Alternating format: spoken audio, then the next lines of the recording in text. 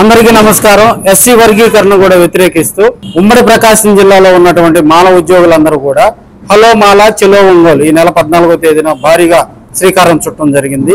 ఈ నినాదం యొక్క ముఖ్య ఉద్దేశం ఏందో మనతో పాటు మాల ఉద్యోగులు ఉన్నారు. వారిని అడిగి ఈ వర్గీకరణని వాళ్ళు వ్యతిరేకించడానికి ప్రధాన కారణం ఏందో తదితర విషయాలు మనం తెలుసుకునే ప్రయత్నం చేద్దాం. సార్, సుప్రీంకోర్టు తీర్పు ఇచ్చింది కాబట్టి దాన్ని మీరు వ్యతిరేకించడానికి గల కారణం ఏంది? ఇంకేమైనా సమస్యలు ఉన్నాయా?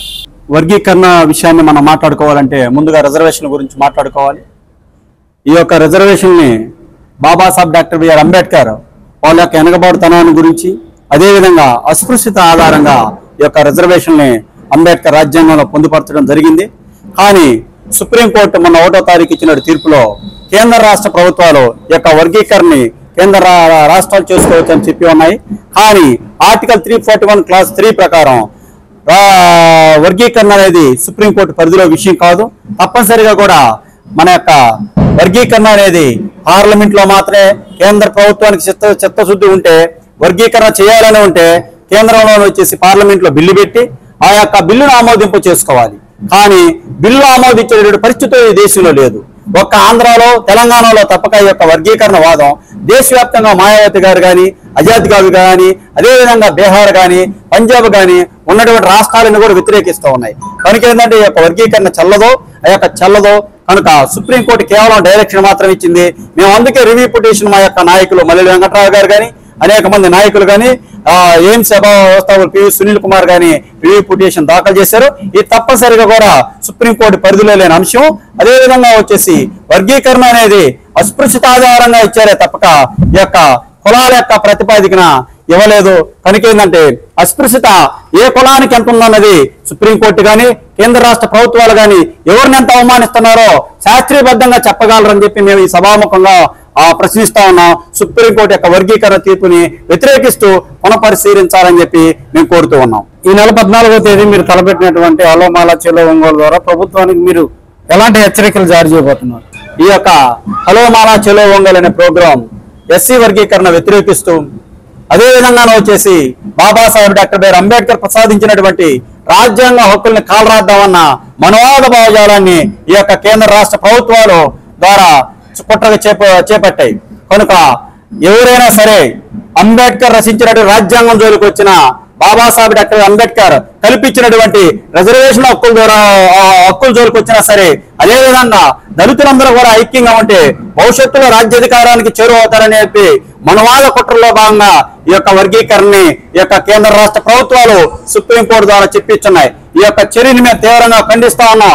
ఇంకో విషయం, మాలలో వాస్తవంగా శాస్త్రీయబద్ధమైనటువంటి మీరు లెక్కలు తీసినట్టయితే 2011 లెక్కలు కాదు, 2024 యొక్క లెక్కలు తీయండి.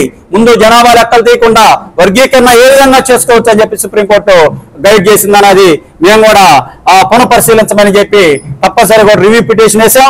కనుక మాలలకి ఏదైనా అన్యాయం జరిగితే మాలలందరూ కూడా ఒక్కటవుతారు. మాలల యొక్క ఓటులతో బుద్ధి చెప్పాల్సి వస్తుంది. భవిష్యత్తుకి కేంద్ర రాష్ట్ర ప్రభుత్వాల్లో జాగ్రత్తగా ఉండాలి.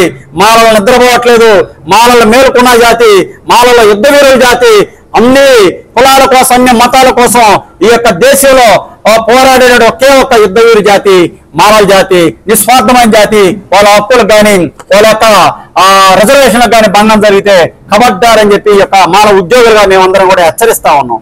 ఒకవైపు మాదిగలంతా కూడా సుప్రీంకోర్టు ఇచ్చిన తీర్పుని గౌరవిస్తూ వాళ్ళు వాళ్ళ ఆనందాల్లో కూడా మునిగి తేలుతా ఉన్నారు. మరోవైపు మాలలందరూ కూడా దీన్ని వ్యతిరేకిస్తూ మళ్ళీ మేము సుప్రీంకోర్టులో కూడా కమిటీని మళ్ళీ డిమాండ్ చేస్తామని చెప్పి అవసరమైతే 9 మంది జడ్జీలతో కూడినటువంటి ధర్మాసనాన్ని కూడా మేము డిమాండ్ చేస్తామంటా ఉన్నారు.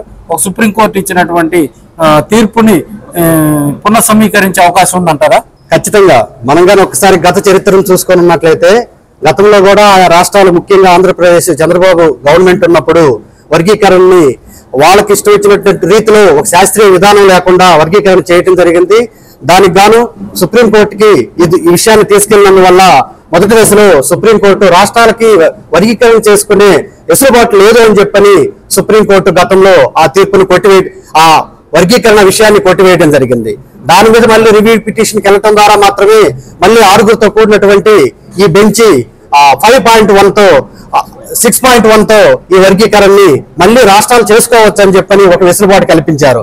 అయినప్పటికీ ఒరిజినల్ గా భారత రాజ్యాంగంలో డాక్టర్ బిఆర్ అంబేద్కర్ గారు పెట్టిన ఉద్దేశం అస్పృశ్యత, అంటరానితనం, ఇలాంటి వివక్షతల మీద మాత్రమే ఎస్సీ కులాల్లో 1500 మందికి పైగా ఉన్నటువంటి భారతదేశంలో ఎస్సీ కులాలకి ఒక ఎస్సీ కులం గొడుగు కింద తీసుకొచ్చి 15% రిజర్వేషన్లు పెట్టడం జరిగింది. అయితే ఆ ఉద్దేశం నెరవేరలేదు. ఇప్పటికి కూడా భారతదేశంలో ఉన్నటువంటి ఎస్సీ కులాల్లో కనీసం 5% మంది కూడా ఆ రిజర్వేషన్లు ఉపయోగించుకొని డాక్టర్ బిఆర్ అంబేద్కర్ కళ్ళగన్న స్వతంత్ర భారతం అనేది ఏర్పడలేదు. అయినప్పటికీ కొన్ని శక్తులు, మనవాద స్వభావం కలిగినటువంటి శక్తులు వాళ్ళ రాజకీయాల అవసరం కోసం మాత్రమే మళ్ళీ వాళ్ళ కనుసన్నల్లో భారత రాజ్యాంగాన్ని ఇండైరెక్ట్ గా వాళ్ళ హోదాలను ఉపయోగించుకొని గైడ్ చేయడం వల్ల ఈ తీర్పు జరిగిందని చెప్పి మేము భావిస్తున్నాం. ఇది ఖచ్చితంగా ప్రజా ఆమోదయోగ్యమైనటువంటి తీర్పు కాదు. అందుకే మా వర్గాలు మళ్ళీ రివ్యూ పిటిషన్ వేయడం జరిగింది. ఇది రేపు 15వ తారీఖున రివ్యూ పిటిషన్ల మీద వాదనలు జరగబోతా ఉన్నాయి. మాకు అనేక అంశాల మీద క్లారిటీ ఉంది. ఎట్టి పరిస్థితుల్లోనూ కూడా ఇంతకంటే 7 కంటే ఎక్కువగా ఉన్న బెంచ్ కి అట్లీస్ట్ 9 మంది లేదా 11 మంది ఉన్న బెంచ్ కి రివ్యూ వచ్చే అవకాశం ఉందని మేము విశ్వసిస్తున్నాం.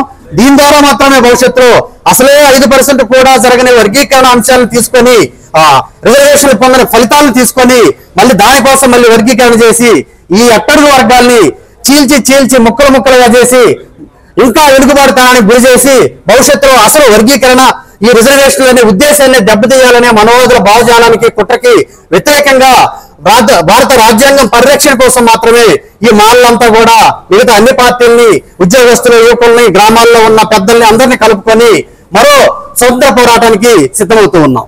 ఈ నెల 14వ తేదీన కూడా ఒంగోలు కేంద్రంగా కూడా మాల ఉద్యోగులు భారీగా కూడా సమీకరించి ఇక్కడ హలో మాల చెలో ఒంగోలు అనే కార్యక్రమానికి శ్రీకారం చుట్టడం జరిగింది. సార్, దీని ప్రధాన ఉద్దేశం ఏంటి? మీరు చూసినట్టుగా అయితే ఇవాళ భారతదేశంలో, ఉత్తర భారతదేశం చూసినట్టుగా అయితే ఇలా బ్రహ్మాండమైన ఈ వ్యతిరేకత వచ్చింది. ఒక దక్షిణ భారతదేశంలో ఒక ఆంధ్రప్రదేశ్, తెలంగాణ తప్పితే మిగిలిన భారతదేశంలో అన్ని రాష్ట్రాలు కూడా వ్యతిరేకత వ్యక్తపరిచారు. అదేవిధంగా ఇప్పుడు మేమైతే ఈ దక్షిణ భారతదేశం రాష్ట్రంలో ఈ ఒంగోలు నుంచి మొదలు పెట్టడం జరిగింది. పోయినసారి కూడా చూశారు, ఏ ఉద్యమం వచ్చినా ఒంగోలు నుంచే మొదలవుతుంది. అదేవిధంగా ఇప్పుడు ఇక్కడ ఉన్నటువంటి ఉమ్మడి ప్రకాశం జిల్లా ఉద్యోగులందరూ సమైక్యంగా పోరాటం చేసి రేపు 14వ తారీఖు బహిరంగ వేదిక మా సత్తా ఏందో తెలియజేయడానికి ముందుకొచ్చారు.